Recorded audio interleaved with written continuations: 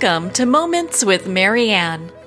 Allow me to interrupt your train of thought with something that may be one of the most interesting things you hear today. This is Marianne Pastana, and we have two very special guests for you today. I don't know about you, but I just love curling up with a book that takes me somewhere else. Our first guest today is Kristan Higgins, who's here to share with us her new novel, Pack Up the Moon. So many of you know Kristan. She is a New York Times, USA Today, Wall Street Journal, and Publishers Weekly best-selling author of 18 novels. Her books have received dozens of awards and accolades, and she is a 5-time nominee for the Kirkus Prize for the Best Work of Fiction. So let's welcome to the show, Kristan Higgins. Thanks, Marianne. So nice to be back.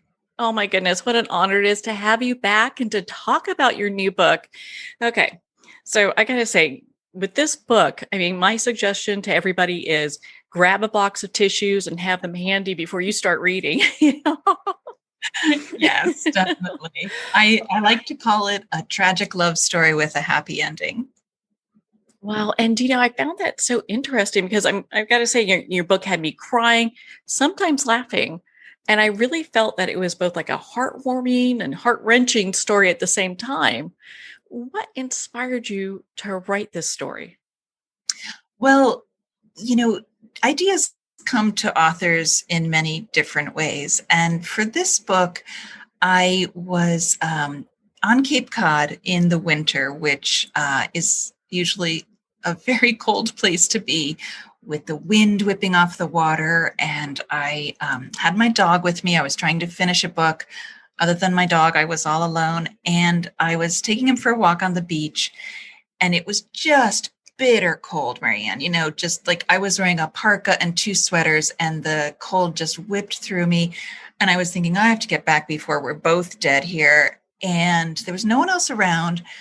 But as I went back to the car, I saw this young man standing at the edge of the water. He was only wearing, a windbreaker, and he was just staring out at the ocean. And I thought to myself, that looks like the loneliest man in the world. And I wanted to save him. I wanted to write his story and figure out why he was so lonely, why he was so unaffected by the weather that day, why he was standing alone on a beach on this cold winter day. And, he just seemed so lost. And so I went back home and I just wrote down that line, lonely man standing at the edge of the ocean, write his book. Oh my gosh. Well, and it's interesting how stories develop. And to be so acutely aware of your surroundings and being in that moment to see this person, just kind of tuned out to the rest of the world has you really thinking. Yeah, for sure. And, I know you've read other of my books, but I like to write about topics that are sometimes hard to address in real life. And this is a story of a beautiful, vibrant, intelligent young woman who's happily married to the love of her life. And then she finds out she has a terminal illness. So we all know somebody who's encountered that in their life. And, whether it's your cousin or your daughter or your, friend down the street, a person who's going to die long before their time. And I guess what I wanted to explore is, how can you authentically be joyful in the time that you have left, even knowing that your life will not be that long, even knowing that you're going to leave your beloved husband and family behind. Lauren's life is kind of just getting started when she finds out she has this diagnosis. And so I wanted to kind of take a deep dive into what is it like to live with a terminal illness, and how can you help the people you love as your death gets closer and closer. Yeah, the people you leave behind, because we'll all come to that threshold at some point. And I Mhm. found it, I mean, because I know most of the time you write romantic comedies and, you know, Mhm. they're just amazing books and I love picking them up. I pretty much read them cover to cover every time I do. And then to have this one that really dives into grief, was a Mhm. real, it's interesting. It was just real different. But at the same time, I felt that there was a lot there that, as far as messages, it would give people some understanding of, hey, this could be something that could happen. Right. And I do love to write comedy. I love to write romance and love stories. And in the past, 5 or 10 books that I've written, I have been taking on some bigger issues because you can't write the same book over and over, or I guess you could and change the names and hair colors, but for me, I've been writing for maybe 20 years now, and this is my 21st book. And so I just found myself drifting and gravitating towards deeper subjects. And sometimes the things that, you say like, oh, I don't want to think about that. That's too upsetting. And then when you encounter it in your life, we can be so unprepared for it, or so sometimes so unwilling to admit our mistakes or our how hard we are on ourselves. And in this one it was, how do you make the most of your time? And I love that your slogan is make every moment count, because that's so true of the book too. um, it's not that Lauren is this kind of angel with this, otherworldly knowledge of the soul. She's just a, 25-year-old who gets this diagnosis and makes a decision about how the rest of her life is going to go and what she'll focus on. And she pretty early on, she goes through all the phases of denial and anger and all that stuff. But then she comes to the decision that what she wants to focus is what she wants to focus on is the rest of her life, not how she's going to die. And I just thought that if you are in that kind of position and you're able to do that, what a gift for the people around you. What a gift to yourself that you're not, you know, um, focused on the negative, but really kind of seizing the day. And another part of the inspiration for this story, when I decided to write about a young person with a terminal disease, was I saw a show called My Last Days. And it's a show about exactly this, about young people with terminal illnesses. And every one of them, I think it was like a 4 or 6 episode series, every person was the kind of person I would want to hang out with and have a glass of wine with, laugh with and talk to, because we're so much more than our physical conditions sometimes, and all times actually.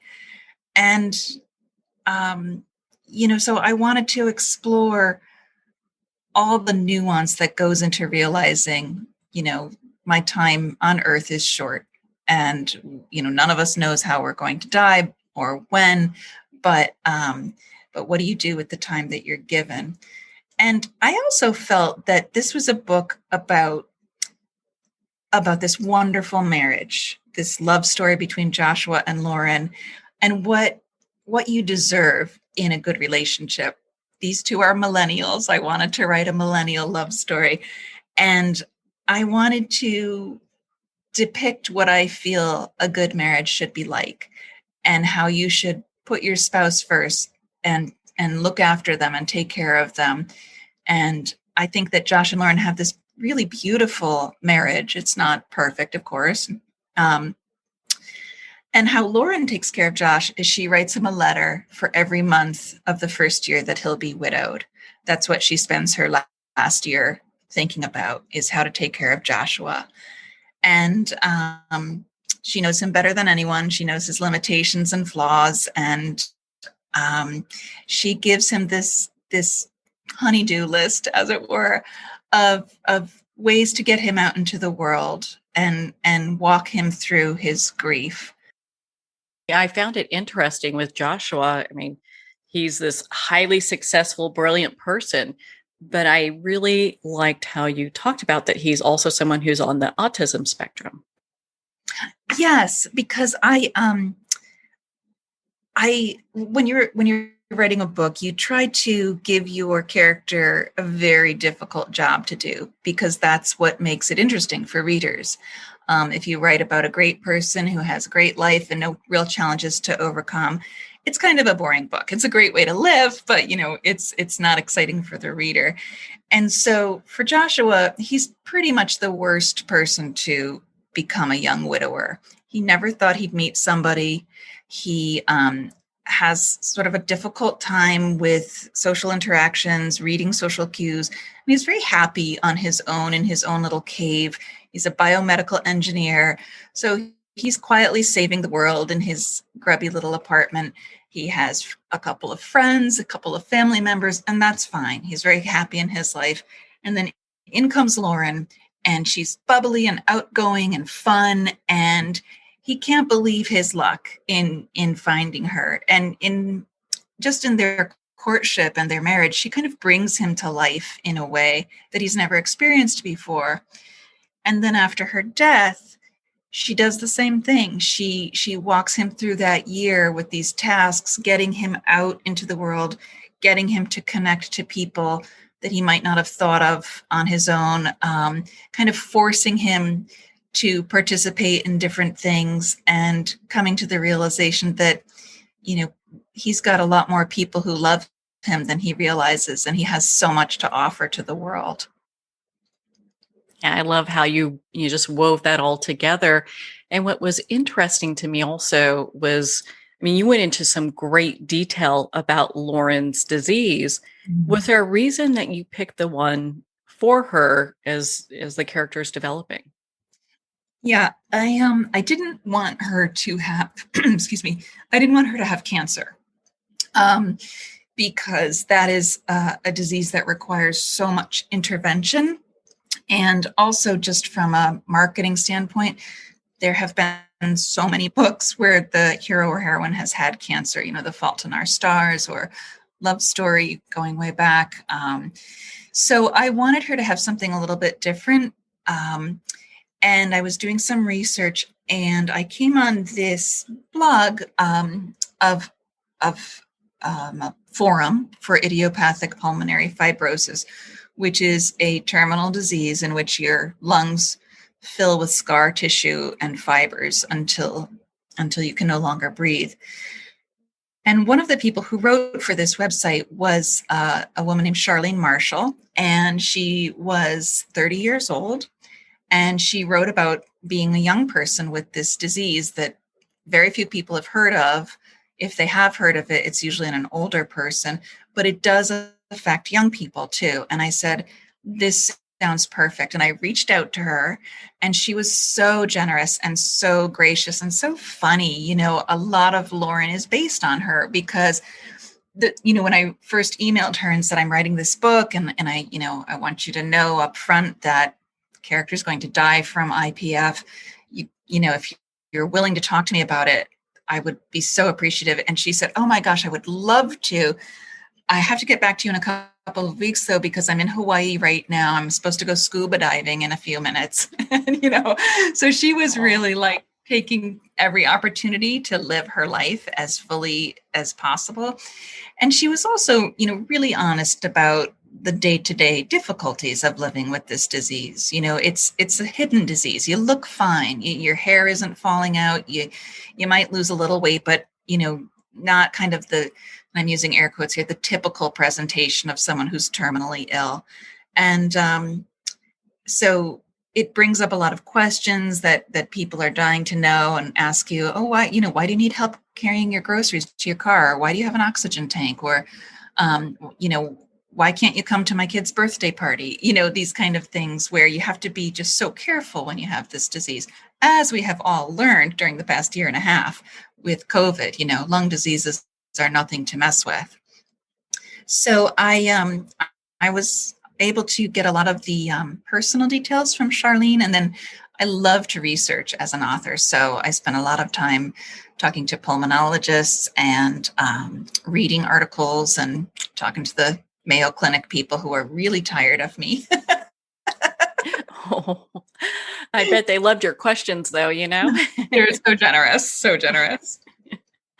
Was there anything in your research as you're really kind of diving into this pulmonary disease that really surprised you?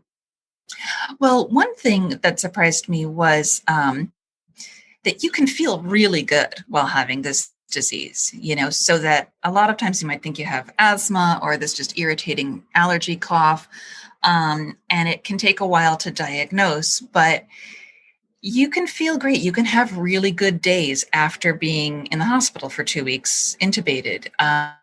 You can bounce back a bit and feel really normal. And I think that's one of the things that really appealed to me was that Lauren and Josh had a really normal life, except for this one thing, this one huge thing.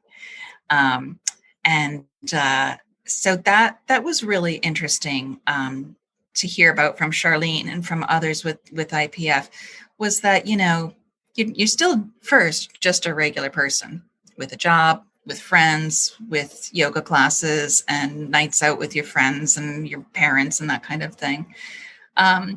So I think what I really loved writing about the most in this book is how grief is the other side of love. It's another expression of love. And when you grieve someone, that's because you loved them so much, and they deserve that kind of mourning and grief. But also that Lauren was so determined that she would not be Joshua's tragedy, and she says to him in one of her letters, "Don't let me be your life's tragedy. Let me be one of the best things that ever happened to you." One of them, because she really wants him to have a wonderful life after her, because she believes in him. She loves him like no one else. And so Josh goes through this year with, all sorts of emotions. Some he knows how to express, some he's tangled up on. He has all these experiences that she's giving him to do. Some of them seem ridiculous and shallow. Like the first one is go to the grocery store, just get out of the house and buy some fresh vegetables. And, as the book progresses, they get a little more difficult and a little more complicated. One of them is meet your biological father, whom Josh has never met.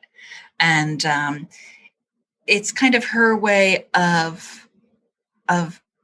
unfolding Josh, and in the way that she did when she was alive, and bringing him out of his grief. It's funny, Marianne, we all experience grief, and I don't want to romanticize anyone's tragedy. Lauren's disease is awful. Her death is awful, but her life was wonderful. And she really wants her legacy to be as well. We all lose somebody. We can't avoid that as humans, and we don't get over it. We learn to carry it better. We can become stronger because of it, and we can learn because of it, and we can grow because of it, and still miss that person for the rest of our lives. And I think, one of the reasons I do like to explore grief in some of my books is just that, because it's one of the most fundamental human experiences there is. Yeah. I mean, I was just so impressed with how the story came together and how everything was just pieced together. One of the things I took away from your book is really about being able to connect with people. Is that one of the kind of smaller themes of the book? Oh, absolutely. We live in an increasingly narrow world where we can spend an entire day with our phones and our computers connecting with people, but not in person, not face to face, not in any way that maybe makes us uncomfortable. We can retreat behind texting and IMing and, Instagramming and tagging someone. And that's kind of replacing the old school connections, which are, in person, doing things together, making time for each other. And I think we all learned that lesson during COVID of how much we need to connect to people, and how much we miss it when we can't. And Joshua, as I said, he had this life that he was perfectly content with his 7 people that he had in his life. And what Lauren does, I think, is shows him that there are all these other people he hasn't met, but also people he already knows who are there for him, not just because they were related to her or her friend or her coworker, but because they care about him. And that's something that was really moving for me to write, is when Josh starts to realize, they're not just feeling sorry for me, they really care about me, and they're my family too, and I can lean on them and I can ask them for help. And I think that's such an important message today too, that help is out there when you need it. So, it's interesting. I agree with you, because it seems like while we're in this great technical age, we also are more disconnected than ever.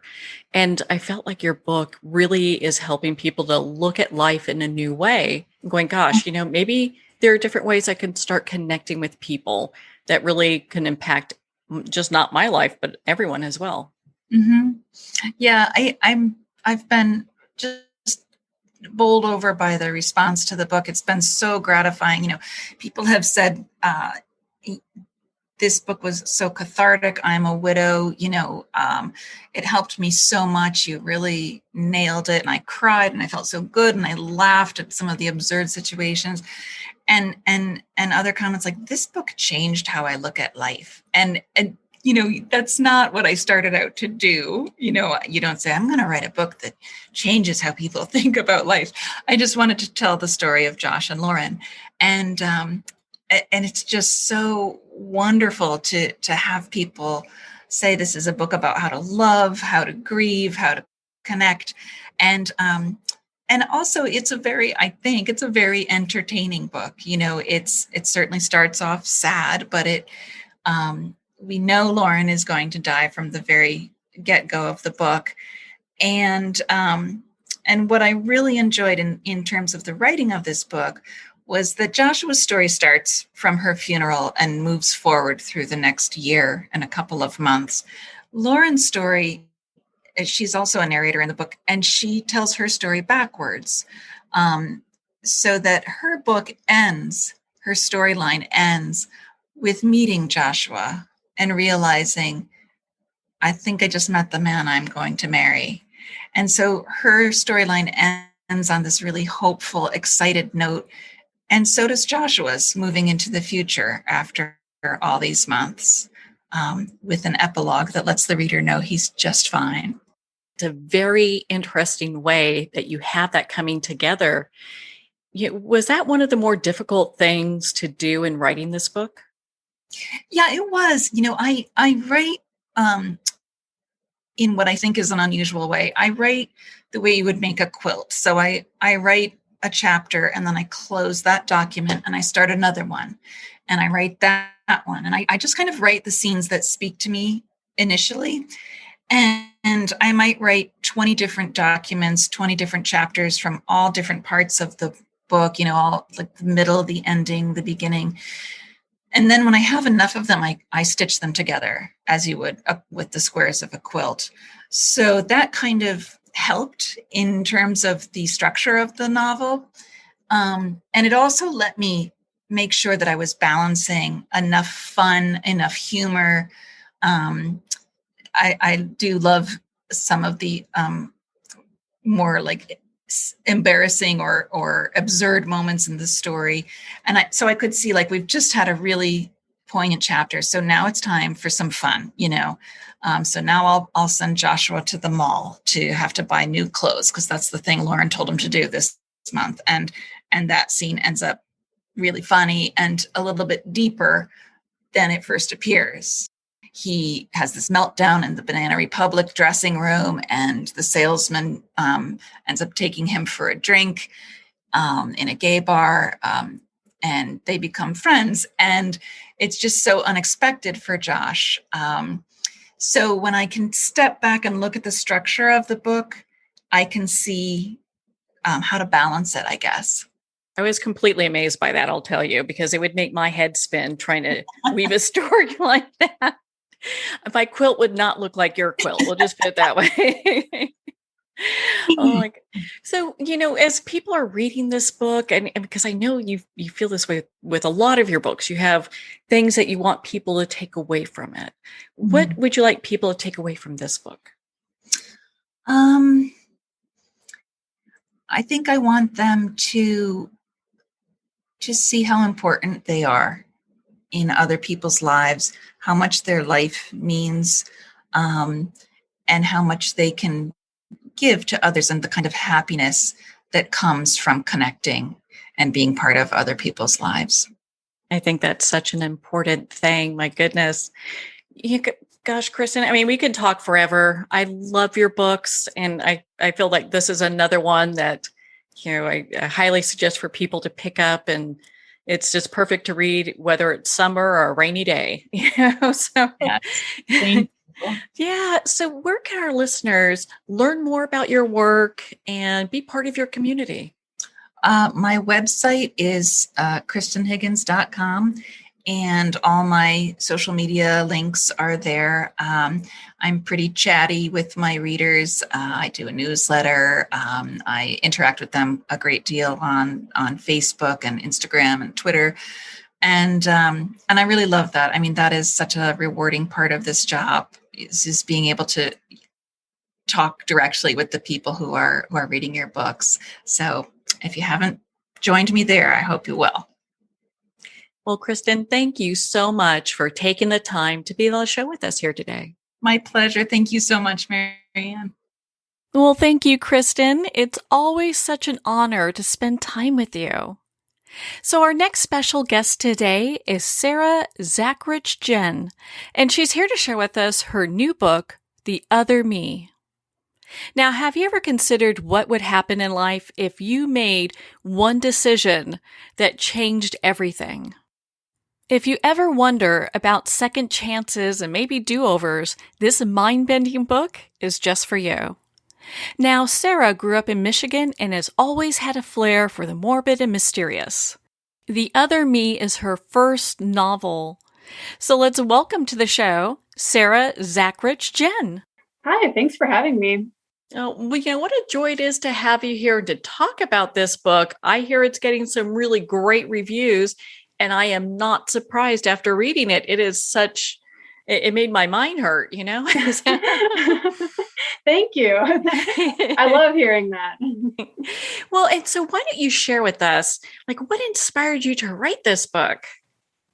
Sure. So without getting too spoilery, I had a pretty specific trope in mind. So I was thinking about the classic, guy meets girl, guy loses girl, guy moves mountains to get girl narrative, but I wanted to come at it from a little bit of a different perspective, because it's so often told from the man's point of view, and it's often framed as this completely positive thing, whether or not the woman is actually into him, or even whether she even knows that he exists.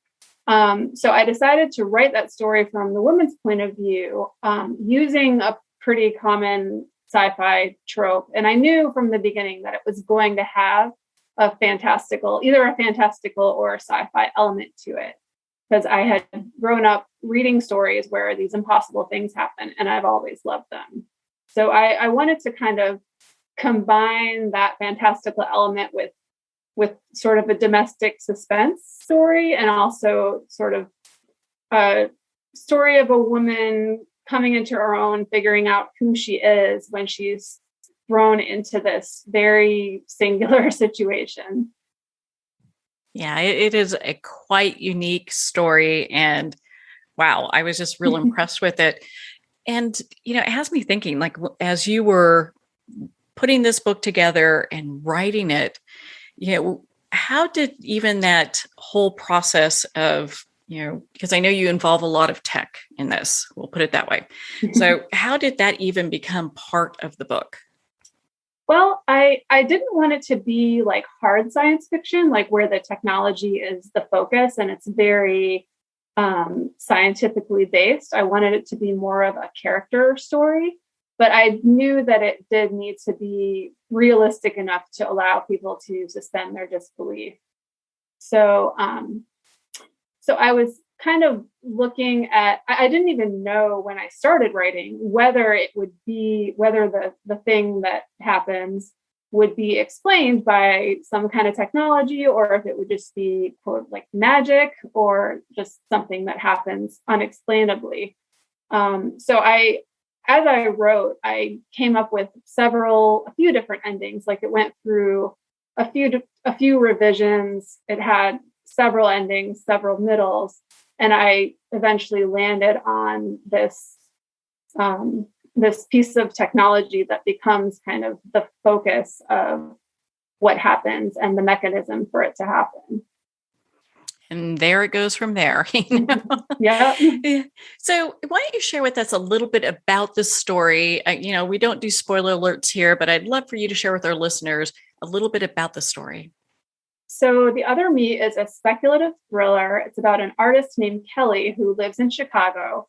And on her 29th birthday, she's at her friend's opening. And then she walks through a door and suddenly she finds herself at her own surprise birthday party in her hometown in Michigan. She's stumbled into an alternate life where instead of leaving her hometown and going to art school, she married a guy from her high school and settled down with him nearby. And pretty early on, she finds that she can remember things from both her life in Chicago and her life in Michigan. So she needs to figure out how this happened and why it happened and if it can be reversed. That would be really interesting to happen, I'll tell you. I would absolutely freak out. Oh, yeah. I mean, it's interesting because you do talk about it being like a story of, when people want to do things over, you always hear about the one that got away or what have you. Yeah. And it's an interesting view in what that could look like. Yeah, exactly. I mean, there are so many different ways of coming at that story, right? Like it can be a romance or it can be horror, depending on your perspective. So yeah, I had a lot of fun with thinking of the different angles and how different people might think of something like that happening to them. Okay, so let's talk about the main character, Kelly. Okay, so she's an artist. Why did you choose an artist?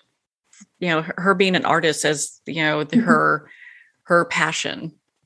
Sure. So, well, at the time, this is kind of, it came from kind of a personal place. I was in my 30s at the time that I started writing this book. I was kind of going through the transition from being in my 20s to being in my 30s, having a child, having a real job. So I had been playing music all through my 20s. I used to play in bands and I had stopped doing that. So I was feeling this sort of lack of creativity, lack of spontaneity in my life. So I was kind of grappling with that. And I think that's how Kelly was an artist, because I knew I wanted her to be a creative and to have that taken away. And she's kind of formed her whole identity around being an artist, being a painter. And then when that goes away, how does she construct her new identity? And can she do that? Does she even want to? Those are all really good questions, because I know many times people, when they get into art, their folks are like, okay, you'll never make money doing that. And I'm not going to support you. So you better find another goal for your life. You got to have a backup, right? Yes, backup plan. Yeah. Well, and I understand that you are an artist as well. I mean, you've been in a rock band for quite some time. Well, I did. I played in rock bands all through my 20s. And I don't really do that anymore because my practices used to start at midnight. So that kind of isn't really doable when you have a kid who wakes up at 6 a.m. and you have to go to work at 8. So, but it was a lot of fun while I was doing it. So when you were doing your research for this book, what was really required? What kind of research did you dive into? So I did do quite a bit of research into like the art world because I didn't really know a lot about that. So I read some books, I read a lot of articles, I kind of, immersed myself in art reviews and things like that to get the language and the mindset. And also I, of course, had to do some research on the branch of science that is involved in this trope that I don't want to spoil particularly. But I did have to do some research there in, artificial intelligence and physics and certain concepts that are theoretical, but, that a lot of stories are told about. So I did quite a bit of research there just to see what scientists thought might be possible or what they thought was impossible. It's almost like you became an expert on many different topics immediately, right? Right. I mean, you kind of have to do a crash course, and like you get a few books, you read a lot of articles online, you watch a lot of YouTube videos, and a lot of it's really dense, especially for someone whose life is words rather than science. So, but it was interesting to learn about. And I also did a fair amount of research on startup culture because there's a startup in the book. And I had worked in a startup back in the early 2000s, but it had been a while and things have changed a lot. So were there other writers that really influenced your work over time? Because I understand this is your debut book. It is. So yeah, there were a lot of writers that influenced me. Like when I was growing up, probably when I was, a teenager, my two favorite writers were Stephen King and Margaret Atwood. So my formative, the formation of my writing style kind of comes at the intersection of those two almost. And more recently, books like authors like, Anna Lee Newitz, she's been doing really great work in sci-fi, like a lot of sci-fi authors who also do more character development. I'm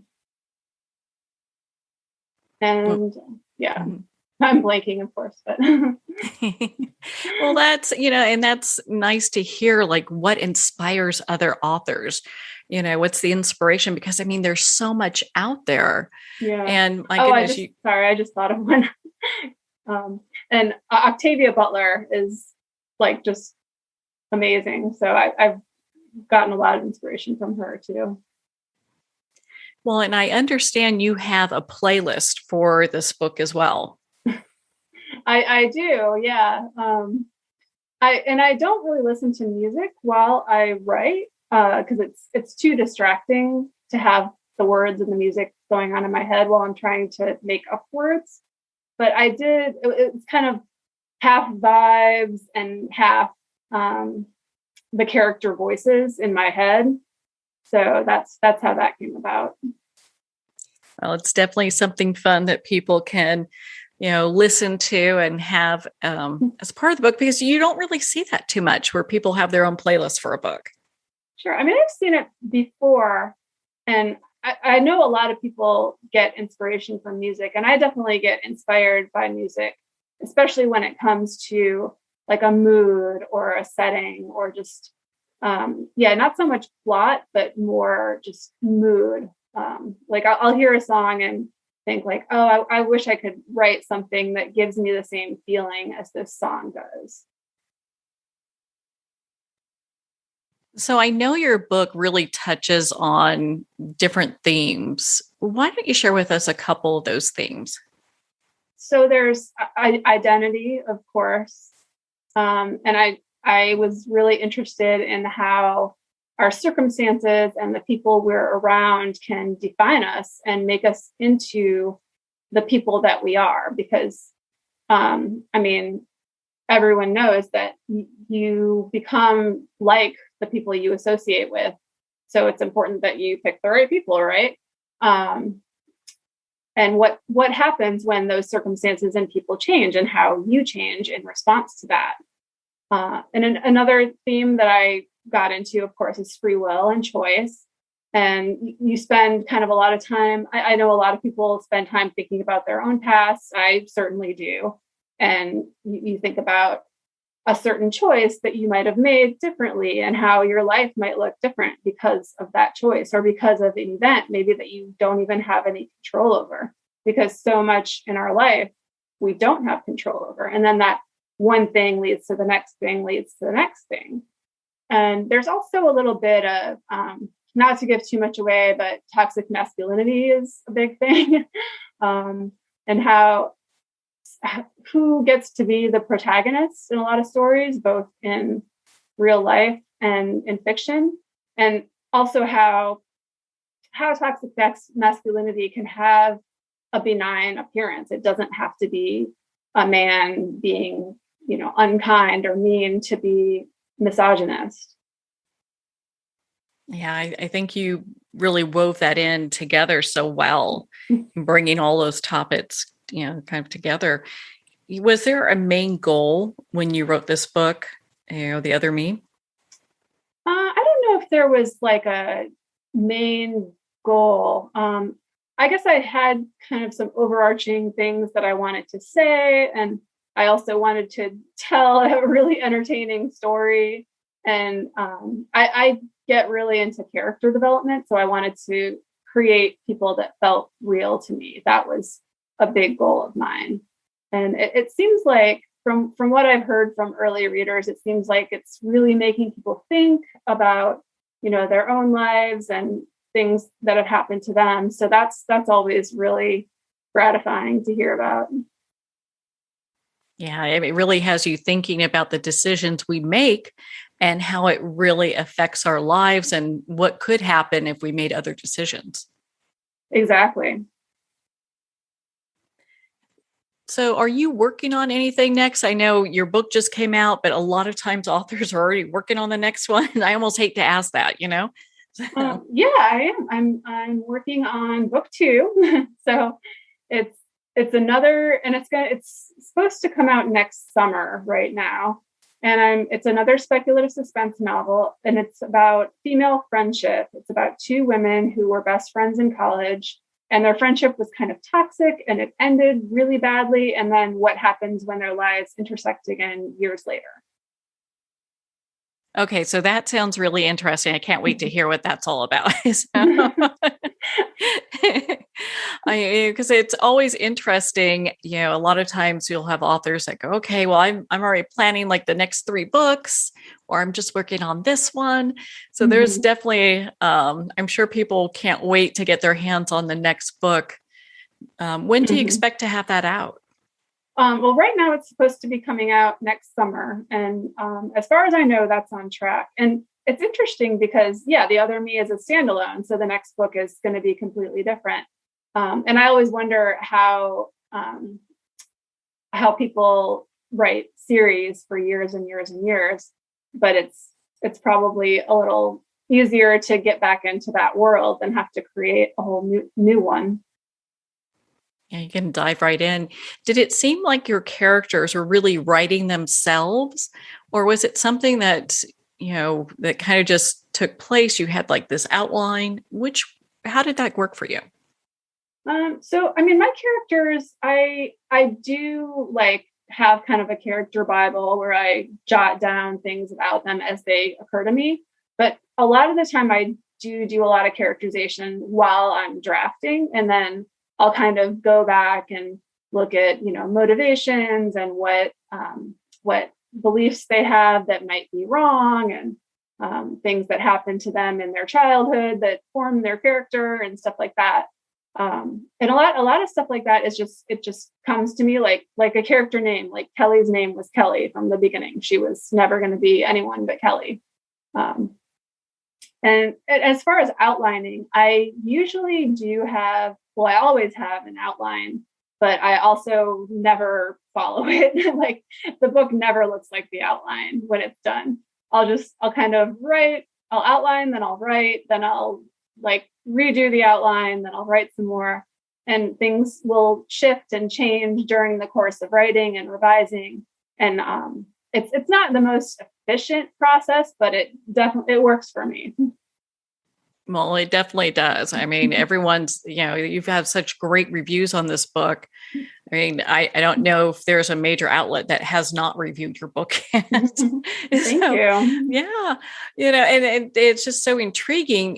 It's interesting. I know you talk about the book really kind of touching on how we can really not ever know another person truly. What are your thoughts on that? I mean, I think it's hard. Like, I think, reading a novel is probably the best way to get inside someone else's head, right? Because you're never going to know exactly what someone else is thinking, even people that you're very close to. Like, there's always going to be secrets and things that they're hiding, maybe not even for like a nefarious reason, but just because, maybe they're embarrassed about it or something. So it is really hard to know someone the way that they know themselves. Yeah. And they're always, especially, you look back and go, gosh, there are reasons that people come into my life and reasons some of them leave. And maybe that's a benefit. But yeah, I definitely think that's true. I mean, I think that, it's like the song, right? To everything, there's a season. So, and that's true of people too. And I mean, I do try to keep in touch with people, but you can't always for various reasons. And sometimes, those people just belong to certain phases in your life, and they came in and they left, and it's not necessarily a bad thing, but that's how it is. Yeah, I mean, a lot of times people their interests will change. People will grow in different directions. It doesn't make it good or bad. It just is. Right. Yeah. Like Kelly and her friend Katie, they are, best friends in high school because of proximity, and, they play sports together, and then they grow up and they completely grow apart. And that's just kind of an example of that. Yeah, just how all that happens. Well, and, my goodness, there's so much here in your book that I wish we could talk about, but I know we can't because we don't do spoilers, So I'm doing my best not to give any of that away. I can't wait to do like book clubs where people have read the book and we can just like dish about spoilers. Well, I know you also have, resources for book clubs. Yeah, there's a book club kit, and I have a link that is linked from my Instagram.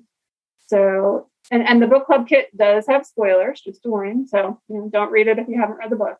But that's something that my publisher put together for me, and it's gorgeous. It's beautifully designed, and I love it.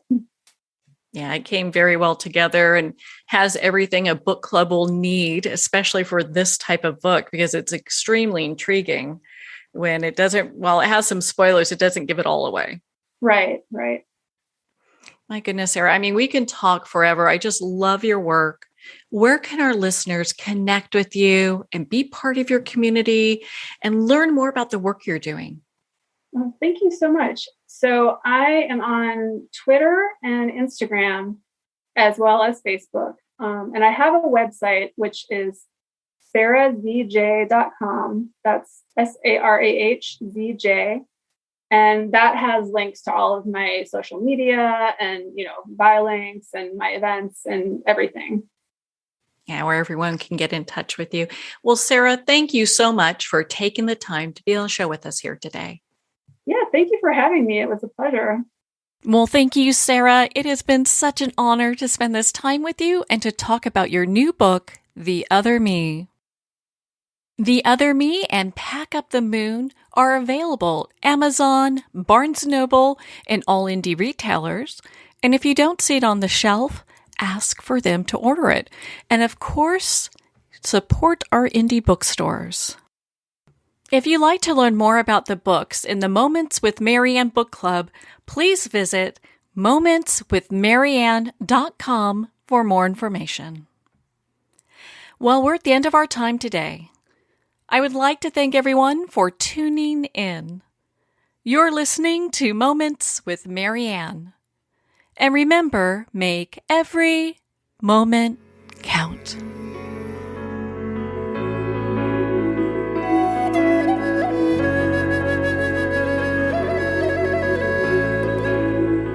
In a single moment, your life can change. Moments with Marianne is a transformative hour that covers an endless array of topics with the best of the best. Her guests are leaders in their fields, ranging from inspirational authors, top industry leaders, and business and spiritual entrepreneurs. Each guest is gifted and a true visionary, a recognized leader in her own work, and while teaching others to develop, refocus, and grow, Marianne will bring the best guest and sometimes a special surprise. Don't miss this. You never know just which moment will change your life forever.